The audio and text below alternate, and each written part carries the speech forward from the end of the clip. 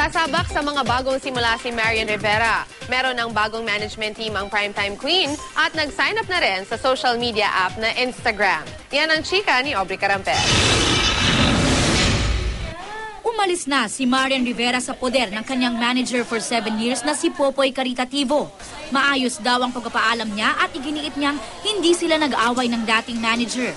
Umaasa nga siyang mananatili ang kanilang pagkakaibigan, lalo pa at malaki ang utang na loob ng aktres sa kanya. For the mere fact na binigay ko yung letter sa kanya at nag-reply siya sa akin na, Marian, natanggap ko na yung letter mo, kung yan ang gusto mo, respetuhin ko. Kasi hindi naman madali din para sa akin eh. Mamsi ko nga siya eh. Pero siguro may mga bagay talaga na kailangan mo mag-move on para may magawa ka mga bagay na mas kakaiba naman.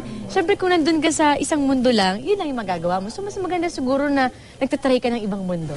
Nagdesisyon si Maria na lumipat sa AAA Management, ang talent agency ng APT Entertainment ng kanyang tatay-tatayan sa showbiz na si Mr. Antonio Tony Tuviera. Sa ilalim ng APT Entertainment at Tape Incorporated, unang naging bida si Marian sa ilang afternoon series ng Kapuso Network.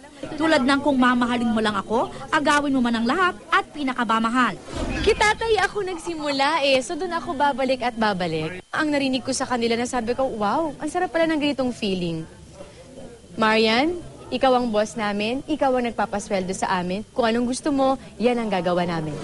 Sabay ng bagong simula sa management team ni Marian ay ang kanyang formal na pagsabak sa social media. Nauna na niyang sinabi na wala siyang Facebook o Twitter accounts. Pero ngayon, mayroon na siyang Instagram account o ang sikat na photo sharing site na paborito ng mga celebrity. 3 araw pa lang ang account na @TheRealMarian pero mahigit 13,000 na ang followers nito. Ang una niyang post ay ang picture nila ng boyfriend na si Ding Dong Dantes. Nangapapa ako. Aminin ko talaga, ingot-ingotan pa talaga ako. Di ko alam kung paano ang gagawin ko kasi first time ko ngayon, yung masarap sa pakiramdam ng first time. Inihanda na rin daw ni Marian ang sarili sa naglipa ng haters at bashers. Black abuse, ano yun? Report abuse! Oh, bye. Aubrey Carampel, updated sa Showbiz Happenings.